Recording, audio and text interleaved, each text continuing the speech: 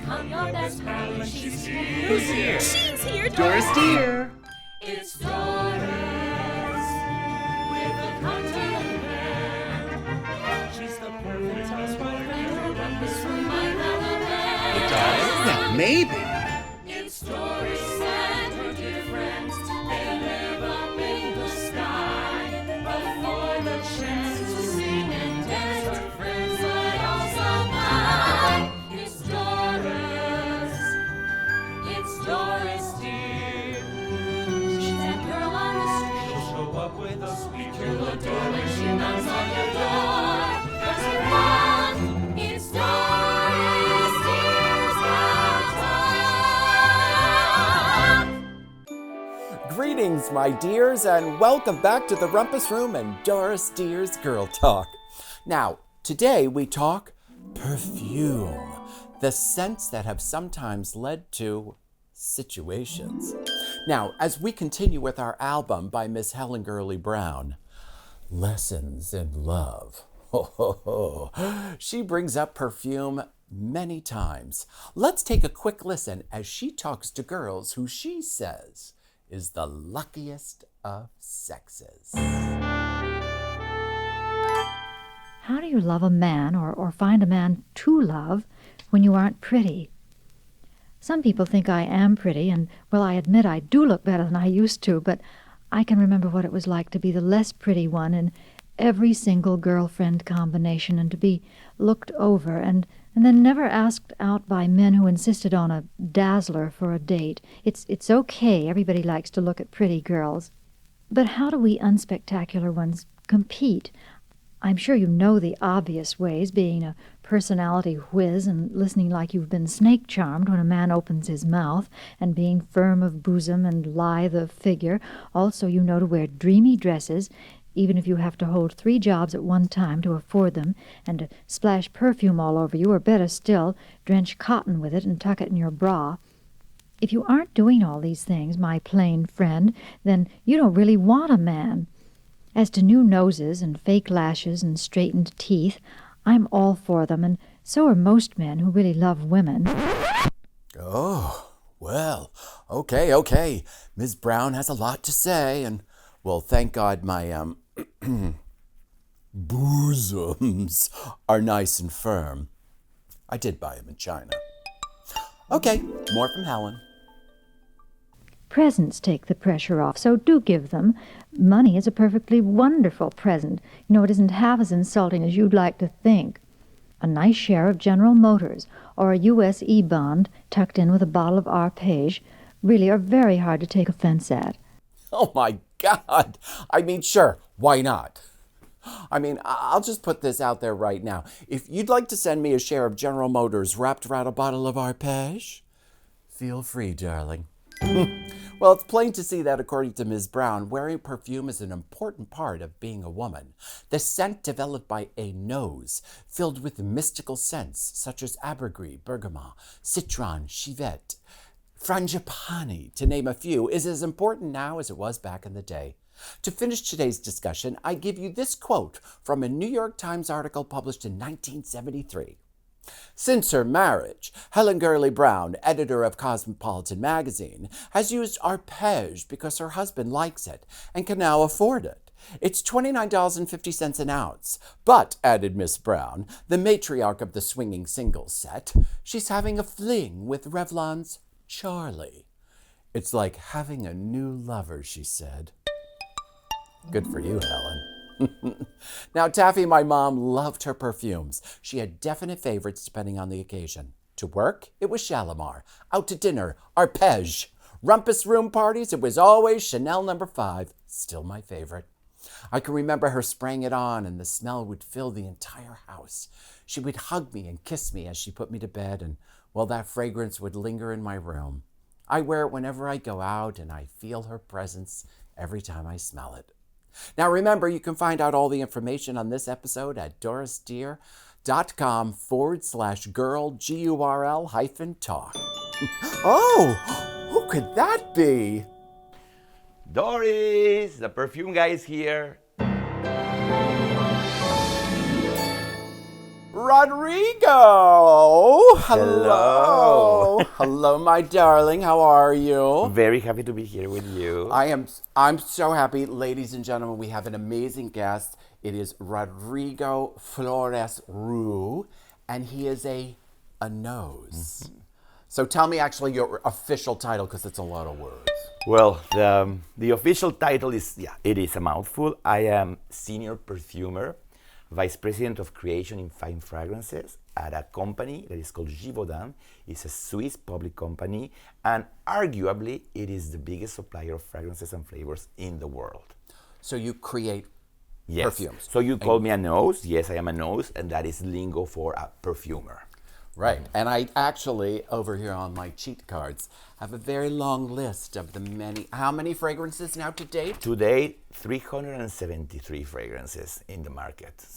And some incredibly well-known ones, which we will get to, because as many know, I talk about my mother all the time, Taffy, and when she passed, there was her perfume on the shelf that I grew up with her all the time, and I have some of these here today, so we'll talk about those.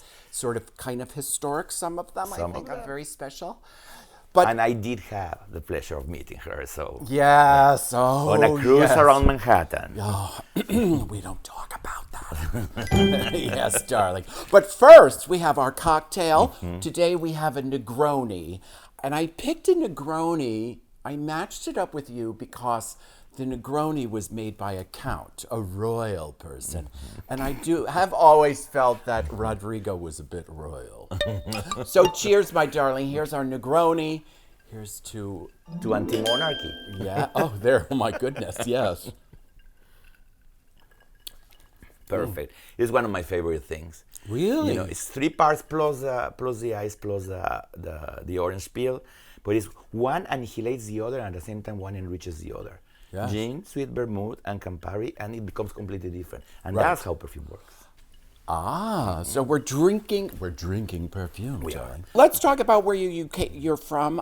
You're from Mexico. I am Mexican, yes. Yes, and you grew up and then in Mexico City. In Mexico City, and then you went to France. Mm-hmm. You were studying something else, though. Yes. So I was born in Mexico 50-something years ago, Mexico City. I was born in Colonia Condesa, so I'm really a Mexican, a Chilango, meaning born in Ciudad de Mexico. And until the age of 20, I lived there. My university studies were in biology. So without finishing the studies, I am a biologist, and I consider myself a botanist. You know I love plants. Oh, yes. And I know them all. So it's like because I have a sick memory. So I know. Because I was a horticulture major in college. Yes, I know. And you and I have talked about Lilium regale. I remember that very well, the big lilies. I was halfway into the studies of biology, but already with my head, I wanted to make perfume. I started being very interested in perfume when I was 13 years old, so make your numbers.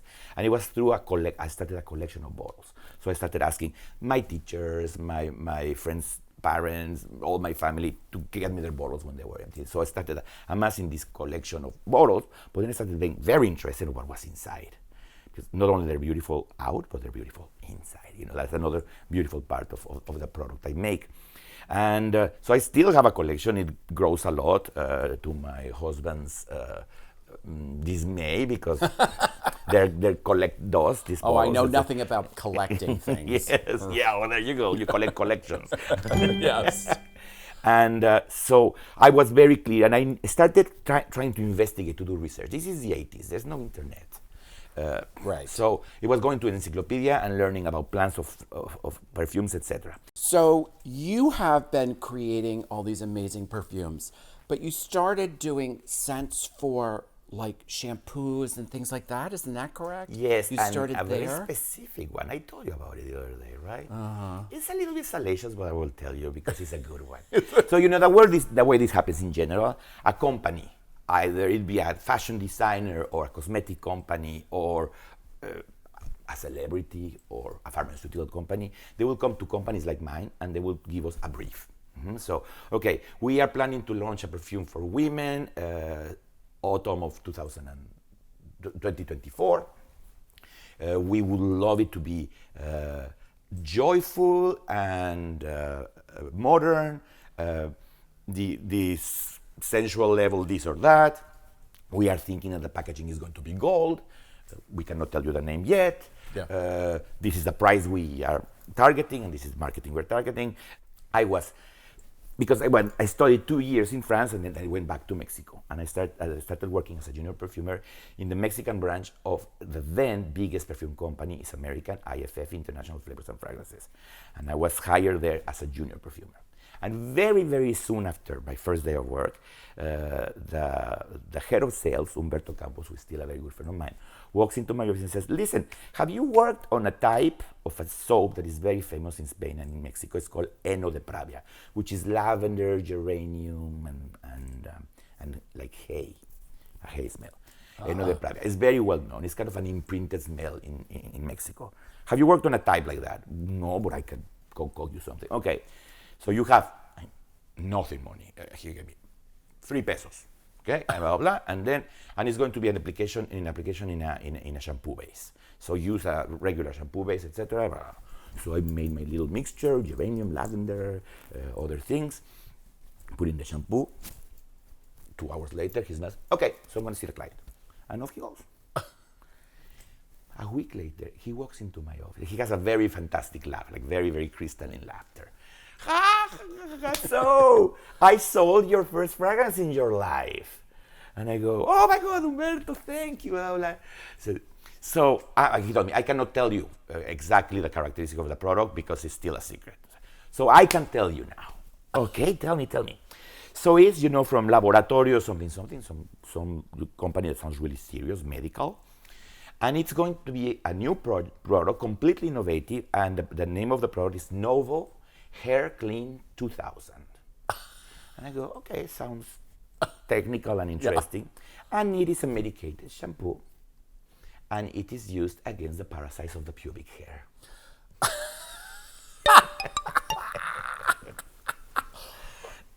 Cheers to that, darling. Cheers to that. So that's my first perfume. Now, in front of me here, we have bottles from my mom. One of them is mine, but it was her favorite perfume. Let's go here with Arpège. Now, Arpège, my mother loved this, and there's actually still perfume in there. There is. That's incredible, yes. Yes. So I have to say, I love this bottle. I do. Beautiful, classic, elegant, and the logo. The logo. Is Jean Lanvin with her daughter. Yeah, I mean, it's just great. And Mom, I mean, this was, and I think this is made to pop out, and then you would get a refill. It's a refill, yes. Oh, yeah. They don't make them like that anymore.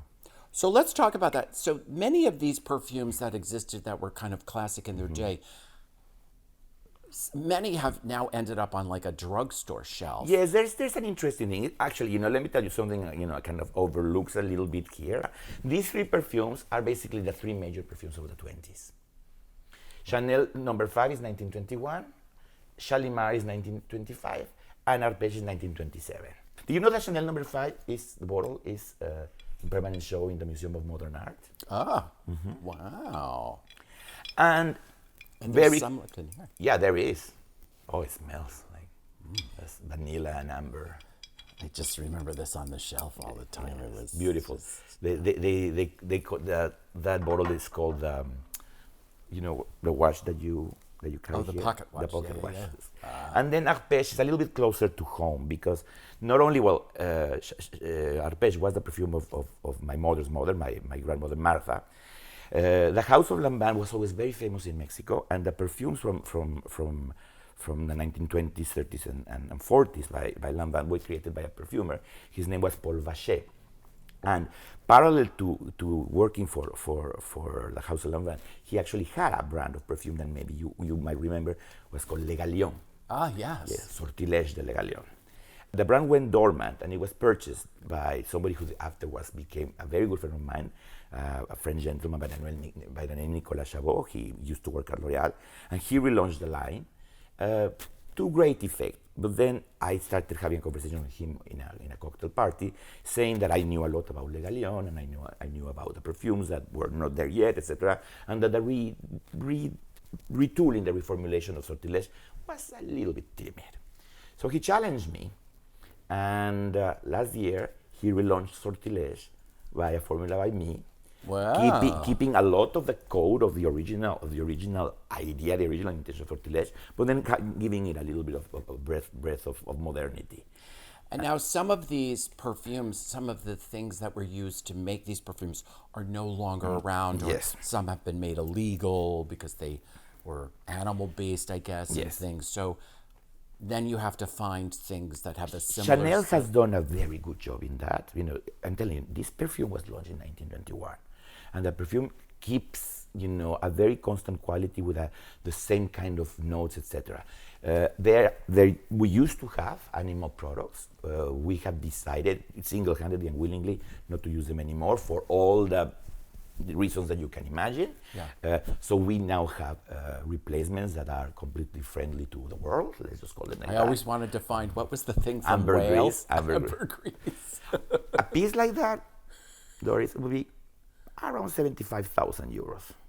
I'll keep watching the beaches. Yes. If you see something stinky, it might not be poo, it might be ambergris. Yes.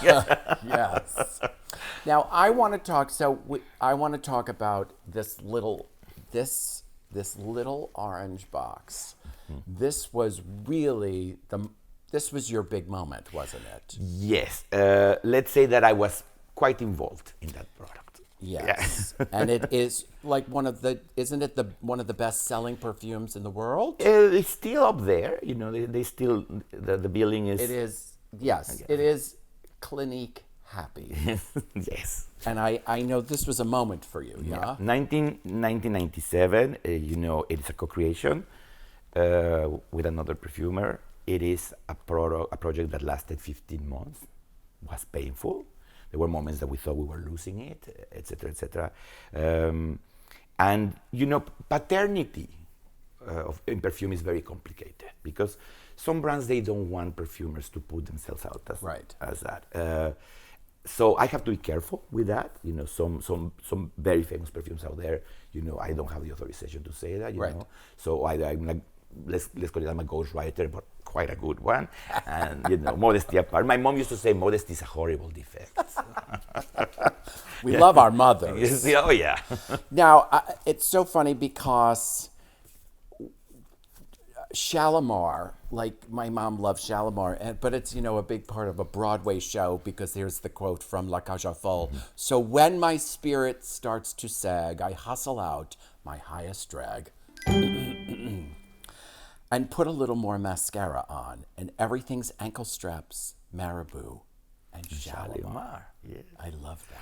Because it's in the, Shalimar is one of those perfumes, just like a Chanel No. 5, that is in the zeitgeist, it's in the consciousness of people. You know, it's like when people think perfume, they think Chanel No. 5, but that's in Shalimar, definitely. I get asked, and you and I have talked about this, I get asked, how much perfume should I wear? And I said, well, as much as you can. And I always tell the story of the very famous Mexican singer Luis Miguel, that he bathes in perfume always, but for a concert, he empties an entire bottle of cologne. And by cologne, I mean the first Armani or Van Cleef & Arpels for perfumes that are not timid. So the man is like a stinker on top of the stage. So I was like, be Luis Miguel, empty the bottle. My sister emptied a bottle of Clinique Happy on her wedding dress, an entire bottle. And well, she's a very happy person, you know. I remember when I was a young child, I used to wear canoe. Yes. Yeah. And I remember someone said to me, I always know when you're in the room. That's important. And I love that. Yes. I love that. It announces you, and then the stays. trail gives the memory of. Oh, I memorable. always remember my mother spraying arpege and then heading to the rumpus room to meet her guests, and it would stay in the upstairs the entire night, and I could smell my mom. I would, you know, and it was such a great memory. Still, when I smell it, the memory of her. That is so important, you know, that perfume. Well, the sense of smell, and this I'm talking as a biologist, is the first sense, the first, you know, way of awareness of the environment for a living being. The center of the olfactive, of the sense of smell, is exactly in the center of the brain.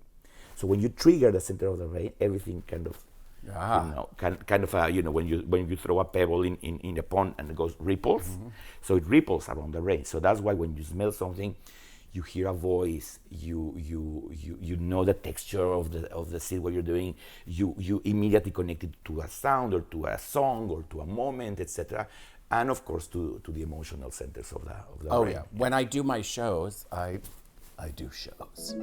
When I do my live shows, I cover myself in Chanel number 5. Well, you have to, because yes. the show is all about my mother, and as the show goes on and I heat up and I get warmer, it continually reminds me of her while I'm talking about her. Yeah. And it brings a lot of emotion to me, a lot of emotion.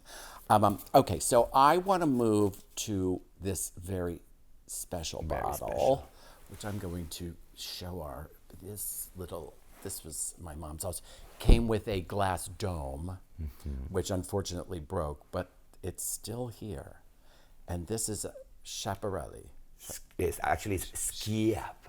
Schiaparelli. Yes. And what is the name of this? Shocking. Okay, so So in my research, Wikipedia is our friend. The thing I loved, first there's the scent, but the whole, she was unbelievable. She blurred gender lines. She created scents that could be for both man and woman. She really wanted both genders involved, which, you know, 1920s, mid to late 20s? She opened in the 20s, and the first perfumes were early 30s, and Shocking is 37. I am a perfumer because of Elsa Schiaparelli. She was a noble-born woman, Italian. She was born in Rome, and the name Schiaparelli is not only connected to perfume and fashion, it's also connected to very, very, very important astronomical findings, because she had an uncle who was an astronomer, and some things up there, some heavenly bodies, are named after him. Schiaparelli, when she was really then an established fashion house, she was much more expensive than Chanel. Wow. That is also something very interesting to say. She brought into fashion not only a fluidity that we will talk about, but you know, when you talk about the history of fashion, she was the first person who used snap buttons. Oh. She was the first person who used the zipper as not only a practical, you know, feature of the garment, but also like a decoration, a motif of the garden. All of the perfumes by Schiaparelli the name started with an S, except for one, and we'll talk about it. Souci, which means worry, a worry. Schiap, which was her nickname, and then Salut, which means hello, you know, with a beautiful, very, very Art Deco bottle designed by Jean-Michel Frank. But then she met Leonor Fini, this Argentinian surrealist painter, and she was really thinking, okay, I need to make a perfume that talks about fantasy and sensuality and something that I want to shock a little bit the world. And at that time, she was designing wardrobe for Mae West. So she had Mae West figure in order to do fittings, because Mae West was not going to Paris every single time, you know. Right. So Leonor Fini said, why don't we play with this? And this, she came up with that idea of, you know, the mannequin in a couturier's place. The ribbon actually is a measuring tape. Yeah. It has the leitmotif of the heart with the S, and then these lesage flowers, custom made into this little tree, this little bouquet. Yeah. And then, as if it's very sexual, very boudoir-like, but then she put a dome, so it was kind of a religious thing, and then she called this thing Shocking. And it shocked the world. It's very dear to me, this perfume. Yeah. So I want you to tell us, I love your story about being a little boy. Yes. And being a little robber baron and getting caught. Tell us that story, because it is so... First of all, you haven't changed a bit. But I love this story because truly it is so Rodrigo. Yeah, it is. So, my mother, Jacqueline, had a younger sister, Bernadette. I mean, how French is that? I know. And I was Bernadette's absolute favorite. And before she got married, I would do sleepovers with her, etc. And I would go through her drawers all the time. I don't know, maybe a shrink can tell me what's happening there, but anyway. And she knew. So I was always kind of, and in the top drawer of a drawer chest that she had, I knew she had perfumes and stuff. So I remember pulling the drawer like that, with my little hand going like that, and then I grab something. And it's a tiny, tiny, tiny, tiny bottle of Shock in the Schiaparelli, and I find it the most beautiful thing. I put it in my pocket in order to borrow it forever. As I say, I don't steal, I borrow forever. Restaurants know I borrow forever stuff, but anyway. I have my eyes on the black picture of Gallagher, let me tell you. Huh? Well, there might be one in this rumpus room somewhere. There we go. Anyway, so I was wearing, my mom would dress my brother and with very, very short shorts and these little Spanish shirts, button up here, with little embroideries here. And then, I'm playing, I'm doing whatever, and I'm not realizing that bottle is leaking right here in my shorts. And the perfume is quite colored, so I'm developing this kind of Coca-Cola or coffee, cognac stain here. And it's a very, very, very strong fragrance. Very, very strong perfume. So my grandmother and my mom, what's that? What's this perfume? And then suddenly my mom sees me there. And she puts her hand inside my shorts and takes out that leaked, disgusting little bottle. So I ended up being very reprimanded. Even my aunt, who was the victim of the story, reprimanded me. And the shorts ended up in the garbage can because they were absolutely impossible to get the stain off. And it's that perfume. I was 3 or 4 years old. Wow. So your entire life leads right to where you are. Mm-hmm.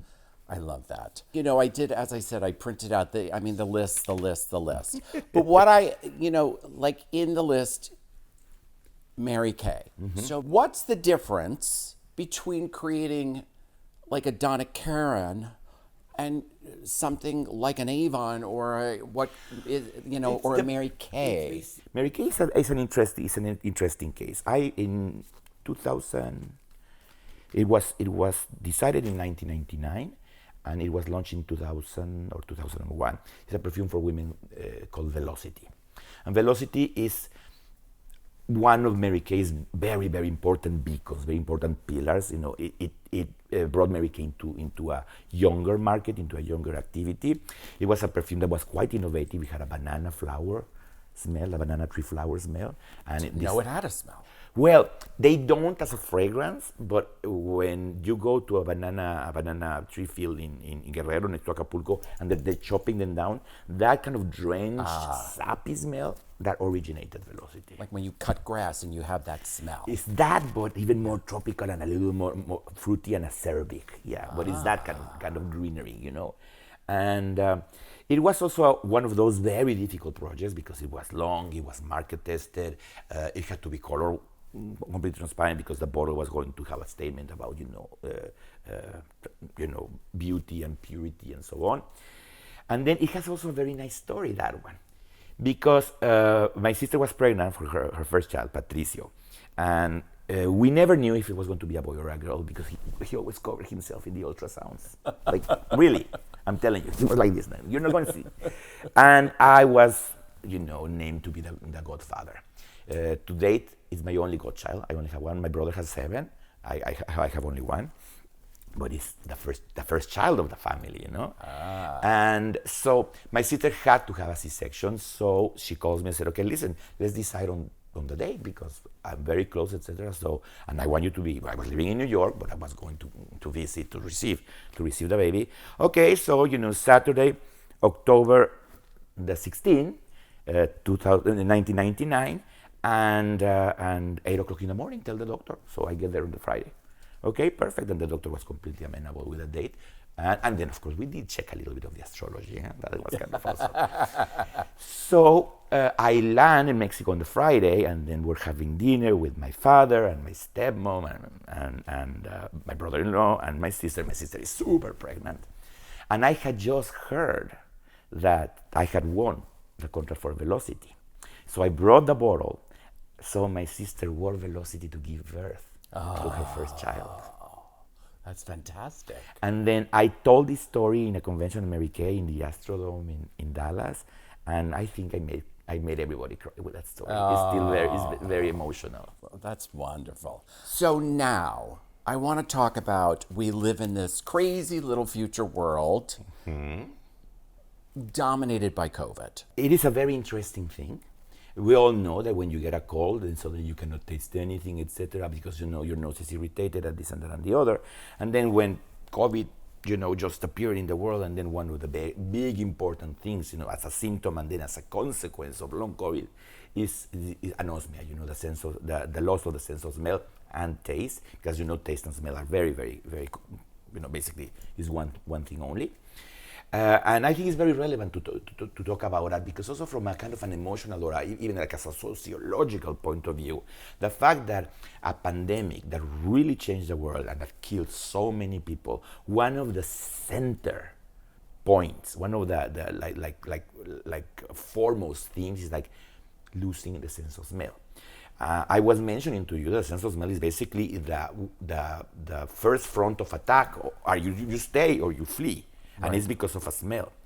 So how important is to kind of reflect about the fact that when you lose the sense of smell, you lose the sense of self. And it's a very, very tragic thing. I know a couple of perfumers who have been struggling enormously, because not only there's anosmia, but there's dysgeusia, so that the sense of taste is transformed into something metallic or funky, happening like that. I had COVID in March this year. I was stuck in London, and I lost my sense of smell around a day. And the feeling was, I cried, of course, and I wanted to die. It was like, what am I going to do with this? And then I started kind of smelling better, etc. And then, I was quite sick during 3 days only, and then that was part of it, and that's it. But again, I think it's a very important thing to reflect about it, like how, something, it's a problem that became political, that became sociological, that became emotional, is all centered about this stupid little virus that then settles there and then destroys the nervous terminations of the olfactive apparatus that we have. It's so important. So important, because it's like I said, no smell, no self. It's and it's something that we really have to think. Do not take it for granted. I think that's a great way to end. I want to do a little cheers. Oh wait, before we go, I do want. So this is. I do love this. This is a little gold hippo, and when you open it up, it had my sister a waxy thing, waxy solid perfume, Charlie. Yes. Which, oh my gosh, who doesn't remember those Charlie commercials? They were also very anti-#MeToo and very women's lib, Yeah, she had pants on. I remember saying, in that commercial, there was she a had slap pants, happening. She She slapped slapped the guy, Yeah. Great perfume. And I love this little. It's wonderful. Those are the beauties about about the product I do. There's always some beauty and some endearment, and everybody relates to the golden hippopotamus. Yes, of course. It's like I can borrow it forever. My sister loved it. She loved that and Halston. But I remember the day I met her, she was wearing Coco Mademoiselle too. Yes, I was wearing, but she was telling me about Halston, yes. Oh, I used to buy her Halston all the time. I loved that bottle. Which is no more. I know. The perfume does not exist. And the men's even, the Z14. Yes. Oh, that was great. Great fragrances. What a very woody, very severe. And he made an I-12? Yeah, I-12 and C14 were the two for men. Right. I-12 is from our company, C14 is from IFF, and the feminine. And the C14 was very woody. Yes. And the I-12 was very kind of green and vegetal. Right, because we also, what was the other men's? Gray flannel. Gray flannel. Which always smelled like string beans to me. Yes, It was very green. Very green, very crunchy, like sweet peas. Yeah. And I was like, why does that always, every time someone got out. My brother would say, you smell like a jalapeno. I said, yeah, it's exactly that. Well, cheers. Cheers to the jalapeno. Here's to you. Thank you for coming by, Thank you, my dear Doris. It's wonderful. Cheers. Cheers.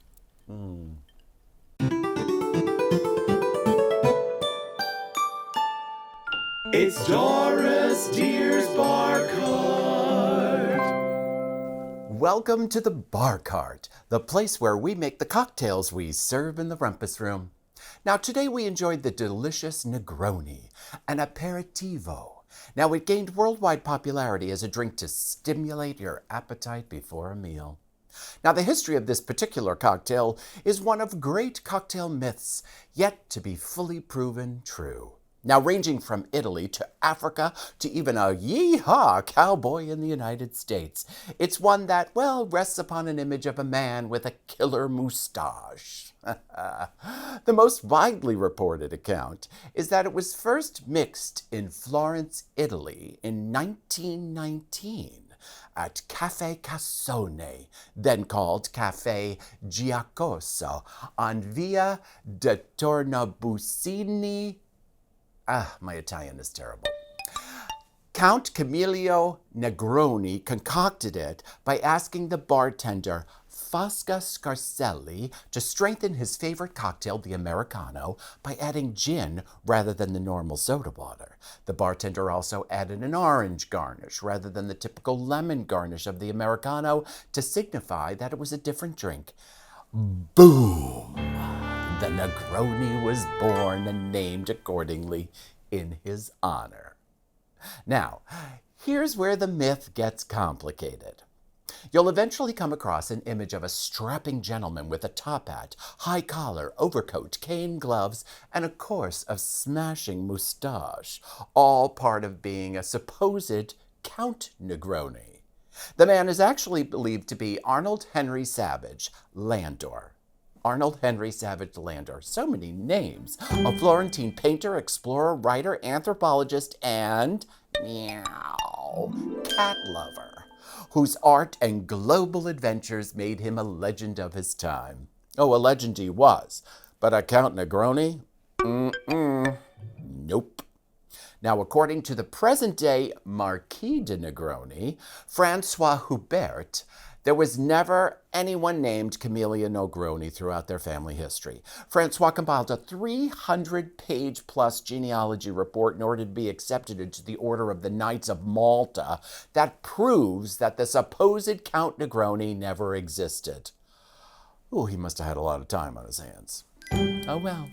Francois says that not only was Camillo a made-up name, but that the real Count Negroni, Pascal Olivier, or Oliver, I don't know. Again, my Italian. First created the drink in the Senegalese city of St. Louis in West Africa as a present to his bride and a digestive aid for himself. And the Negroni Antica Distilleria is an Italian distillery located 45 kilometers north of Venice and was established by Cavaliere Guglielmo Negroni, and according to their website, oh my gosh, this is complicated, has been distilling grappa and bottled Negroni since its foundation in 1919 after the initial success of the family cocktail. Okay, but they say they invented the cocktail in 1919 and then immediately opened and built a full distillery where the same year it all happened because it was so popular? Sounds like a movie script to me. And it sounds like this myth, well, it continues to keep going on and on. Look, we may never know the truth, but who cares? Now, in 2013, Negroni Week was launched, celebrating the cocktail while raising money for philanthropy. Negroni Week has raised over $3 million for charity worldwide. Cheers, Negroni. Now, while living in Rome in 1947, Orson Welles wrote of the Negroni, "The bitters are excellent for your liver. The gin is bad for you, but they balance each other out." So now I present to you the Doris Dear Negroni. Okay, so we are going to take 1 ounce of gin. A London dry gin we're using. 1 ounce of Campari. I love Campari, and the color, well, come on. Who doesn't love that? And of course, 1 ounce of a sweet vermouth. We pour that in our mixer over some ice. I do love vermouth. Just giving that a good mix. And we're gonna serve this in an ice-filled old-fashioned glass. Ooh, it looks so pretty. And garnish with an orange twist.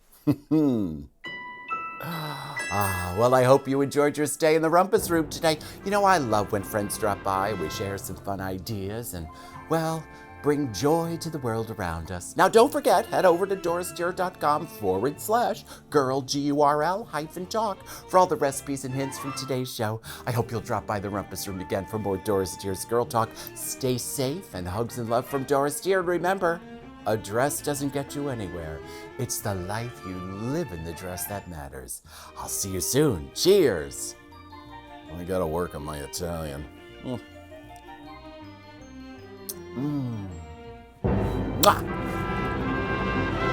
Doris, it's Doris Deer. She's a glamorous gal, she'll become your best pal when she's here. Who's here? She's here, Doris Deer. It's Doris, with the content man. She's the perfect housewife, and her Rumpus Room might have a man. Yeah, maybe.